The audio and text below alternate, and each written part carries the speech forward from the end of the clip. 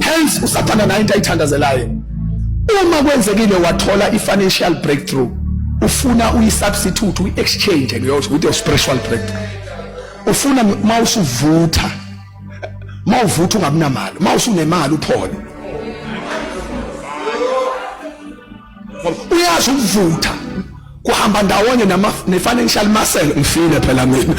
Uyacabanga ukuvutha umuntu onemali.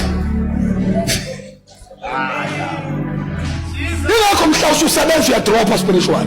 Uthi uyashisa ungakasebenzi. Mhlawumbe ufika i-material, kufika ama-resources esandleni sakho. Enkathi uthola i-financial breakthrough sathana asenza exchange ke manje.